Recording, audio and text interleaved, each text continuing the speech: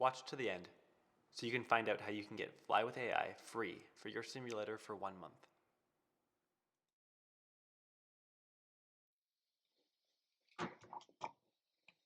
Hi, I'm Luke. I'm the founder of Fly with AI. I want to show you some descending maneuvers now, and I want to look at some of the feedback we got from our previous flight. So I just finished doing climbing maneuvers using Fly with AI just a minute ago, and now I've returned to the website onto my account. And when you sign into the website on predictivedynamics.ai, if you sign in, the first thing you'll see is the dashboard. You'll be brought to the dashboard where you have a number of cards that you can interact with. You can talk to an instructor by following a meeting link. And but mostly what I want to show you right now is this histogram, also accessible through this flights tab. This histogram shows us all of our scores in our flight training record. So we'll click the most recent flight we just did, which is actually I've filmed familiarization, straight and level flights, and climbing. So if I click climbing, I'll see all the maneuvers that I just did with you. I did a straight climb at 80 knots, I did a straight climb at best rate, and I did a climbing 1,000 foot and level off. And then we looked together and saw how major errors can result in the AI taking over control. If you haven't seen that video, just go check out that climbing video that I just released. From this page, we're able to actually see all of the maneuvers that we've just done and go back and see feedback for all of them, as well as the justification as to why the scores are the way they are. Minor error in slip, There was a major error in throttle. That's right. She actually took control when I brought the throttle back to idle. She measures throttle as a percentage of thrust, and we just didn't have enough thrust to do the exercise, so she took control. This tab here basically is just another way of visualizing that data. This is a little bit more the way the computer actually sees the data, right? So we can just go back, and if we're a numbers person, we can see that. But this is the one that I really wanted to look at with you. So this is all about going back and understanding the conversation that happened during that maneuver. So here we're able to see exactly kind of what we talked about and what kind of mistakes we made. So in this case, we were talking a little bit about trim. We were talking a little bit about initiating and stopping a climb. I asked for if you remember, I asked for a reminder about what exactly I'm supposed to do for the next time I attempt to do a 100-foot climb and then level off. And we can just revisit this. So let me just talk a little bit about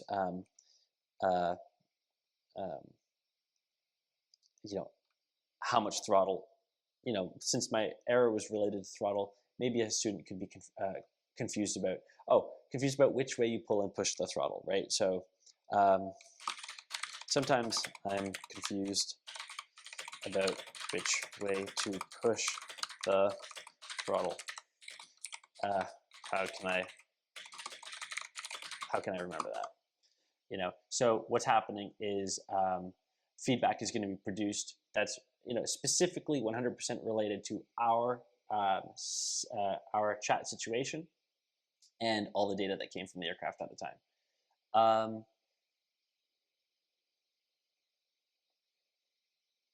This is saying, think about it like you're advancing the throttle, you're providing more fuel to the engine, which makes it run faster and produce more power. Conversely, when you pull back the throttle, you're reducing the amount of fuel going to the engine, so it runs slower and produces less power. I was having trouble keeping coordinated during this flight. I don't think I know how to read the turn. I don't think I know how to read the turn coordinator, maybe. So now we've got a description of the turn coordinator. Maybe these are questions that, yeah, honestly, you could ask a flight instructor if they were accessible to you. If you were able to text your flight instructor, they might be able to give equally high quality pieces of feedback. This is instant. This is right there for us. This is consulting official sources as far as POHs and things, but always requires and warrants further conversations. So this is learning. This is a description of how to read an inclinometer. You can chat about this for as long as you like. You can go as long as possible. We can close that if, like I said, that does open a can of worms and it's something you want to consult further.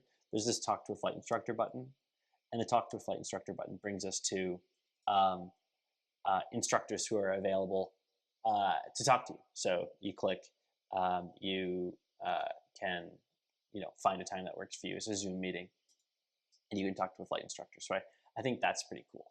So that's the online access of your information in that case, and I think it's going to add a lot of value for a lot of people. I think like access to information and just speed of the learning process is just like really going to be amazing for everybody. So let me minimize that, and we'll go into descents because I want to show you descents.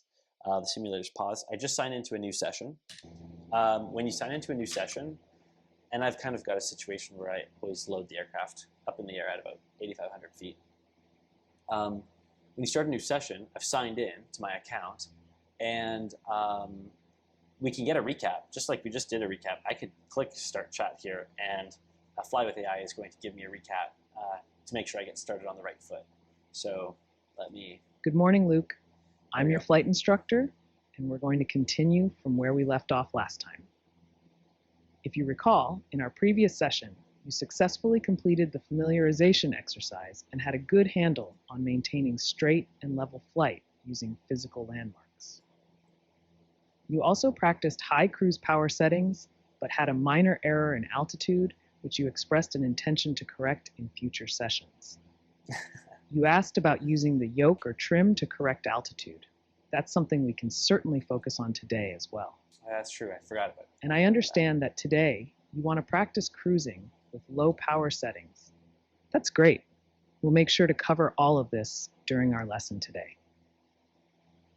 I actually don't want to do low power settings. I want to go right into descents. I think I'm ready for that. I kind of prepared for doing descents. Begin a descent on this heading. Aim for 100 knots on the airspeed indicator. I want to see a straight descent while maintaining this heading. When you're ready, tell me you have control. I have control. That's idle power. It's not idle power. It's full power. Let's go to the bottom of the green. Attitude, power, trim. The descent rate is getting a little fast. Add a little bit of power. Okay, might be a little bit of power needed. Yeah, I agree. Descending at 100. So we don't want to remove power. Adding a little bit of power will bring the nose up and allow the aircraft to descend a little bit less steeply. So will raising the nose, but raising the nose will also decrease the airspeed. I'm on my heading, just doing a nice classic descent. I find I'm putting a little bit more back pressure on the yoke. Actually, I think I might just add a little bit more power. I think she's right, actually. That might be all that's required. See, now the nose is coming up a little bit with the added power. Now I can actually turn a little bit of nose down trim, and the airspeed's coming up.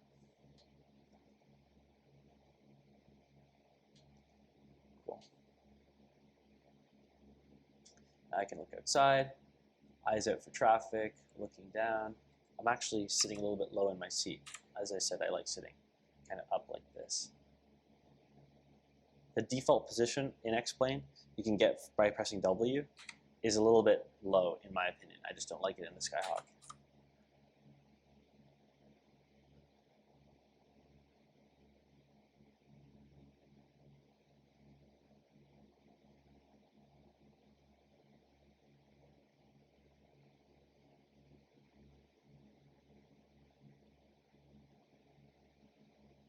Nice work. Okay, that's the end of the 2 minutes. That's the end of the maneuver. Do you have any questions about descending on a specific airspeed? I was basically descending at 100 knots, pretty much perfectly, but my RPM was like 2,100. Is that too much throttle? Yeah.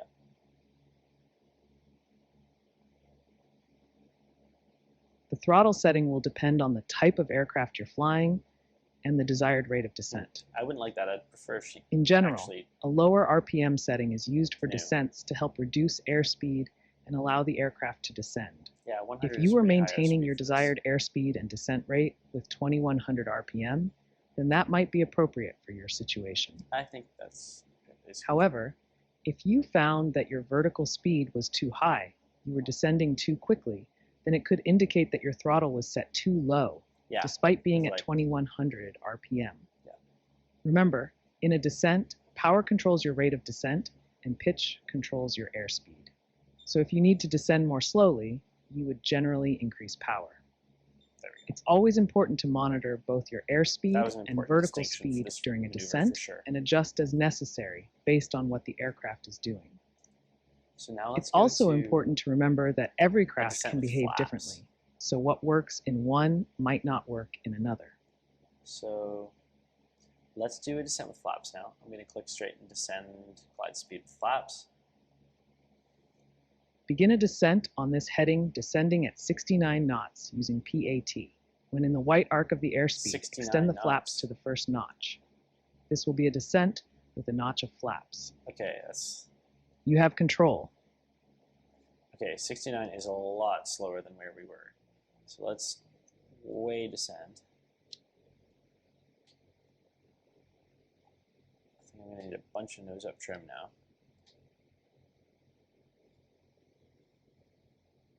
Just got to make sure I don't lose my heading here. Eyes outside.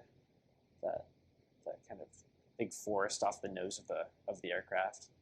Big cloud in front of me. I'm still nowhere near that airspeed that she wants me to descend at. I'm just gonna raise my nose a little bit. Now I can't see that forest anymore.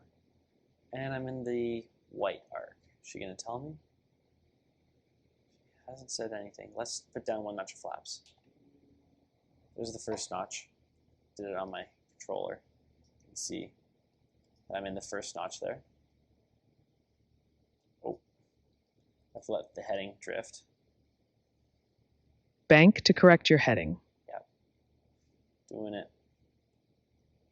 I'm getting there. Here's 69 knots. So she didn't need to remind me about the flaps because I think I did them at an appropriate time. If I go too many flaps, of course, there's Just one notch of flaps for this descent. okay. So one notch flaps will bring it back. That'll count as an error, but it's okay. So I'm back to one notch of flaps, picking up speed pretty fast, descending pretty fast. I see 1,000 feet per minute. Just go to 69 knots. Raise the nose. Raise the nose. She's pretty lenient on us. I mean, she's really allowing us to have our airspeed dart all over the place. And I think that's important on these kind of early maneuvers where we're really just trying to get our hands and feet established. And, it's not, I mean, you can maybe make an argument that primacy Nice is work. very important. That's the end of to the maneuver. Make sure that Make sure your you don't flaps make are mistakes reset at this to stage. 0 degrees. Oh, right. Do you have any Okay. questions about descending with flaps? I just felt that the aircraft pitched a little bit when I put down the flaps. I think I'm supposed to feel something like that. But other than that, I just felt like the flaps allowed us to descend really fast. Yes, you're correct. When you extend the flaps, it increases both lift and drag on the aircraft. This can cause the nose to pitch up slightly due to the increased lift at the back of the wing. This is why it's important to anticipate this change and adjust your controls accordingly. As for your descent rate, extending flaps does increase drag, which can allow for a steeper descent without increasing airspeed. However, remember that we don't want to descend too quickly either. We generally aim for a descent rate of about 500 to 700 feet per minute in most light aircraft. It sounds like you're getting a good feel for how changes in flap settings affect your aircraft's behavior. Keep practicing these maneuvers and continue observing how your plane responds. This will help you become more proficient in controlling your aircraft in various flight conditions. I'm just gonna stop her. Yeah, so I was just had a thought about like I do think that you can make an argument that it's important to do things right the first time. Primacy is very important. Primacy means that the first time we see something done, that's how we kind of have a bias to reproduce it in our minds. It's kind of like a learned behavior type thing. And I think that's very, very true, which is why I think, her knowledge being 100% accurate is really important. But at the same time, there is a certain element of leniency. Give someone 7 seconds to, I've heard that from an instructor before, give someone 7 seconds to stabilize themselves, to let them have a breath, because this is pretty overwhelming for someone for the first time to be in the aircraft like this. So that's why she has a bit of a dynamic, her feedback method is not static. It is dynamic. Between exercises, there is a difference between the tolerances that are acceptable or the rate of change that is acceptable, right? Let's try this last one finally to finish this descent off. This is the descent 1,000 feet and level off. If I click this, and I'll unpause this. Let's begin a descent, lose 1,000 feet in altitude, and then level off at the new altitude. Maintain this heading. Remember, when initializing and leveling off from a descent, we use PAT. You have control. I have control. That's idle power. Oh, that's not true. I wonder why she keeps telling me that. She must be misreading my throttle, or maybe it's because I paused the sim. Okay. Attitude, power, trim, attitude, nose down, power, down, and idle should be okay. Idle. I'm going to bring it all the way to idle. Trim. Shoot, I kind of missed where I started. The descent rate is getting a little fast. I think Add a little bit of 4,200. power. So I'm going down to 3,200. The descent rate is getting a little fast. Add a little bit of power. Okay, I added a bit of power. 3,600.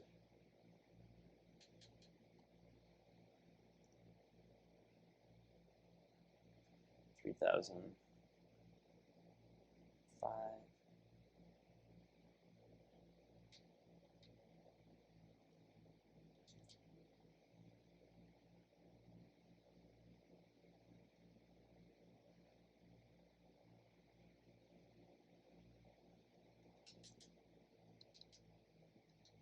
Two, and I'm just going to add a bit of power. Eyes outside, add it, power, add attitude, up, trim, level. Okay, nice. We're reestablished. 3,200 feet. I think I nailed that. In these exercises, I don't have her prescribing exactly what altitude or what heading you should be at. She does that for later exercises.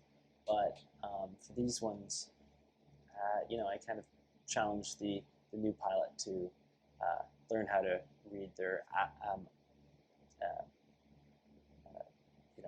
heading indicator and their horizontal situation indicator as far as the G1000. Great job. And then also Stabilize the aircraft at this altimeter. altitude. That's the end of the maneuver. Do you have any questions about initiating and leveling off from a descent? So I'm going to stop her. No, I don't have any questions. I'm going to stop her, close these windows. So yeah, those are the descents. This is really quite a lot of fun to actually play with that and chat about flying. I love chatting about flying, so this is kind of like the perfect game or learning tool for me. That's all available on Fly with AI. It's on predictivedynamics.ai. You can find yourself a license for it. There's a few promo codes for a free month floating around on my Instagram. Maybe able to find one and try this out for free. So it's on predictivedynamics.ai, and come try it out. Let me know if you can get perfect scores, if it's too easy for you, if it's too hard for you, or if you've proven the AI wrong somehow. I'd like to know about that too, because this is a constant development. So I look forward to hearing your feedback. That's all for now. Thanks. Join the public beta for Fly with AI now by using the promo code on the screen. 1 month free. I'd love to hear from you what you think, how I can improve things. There are limited spots available, so please act fast.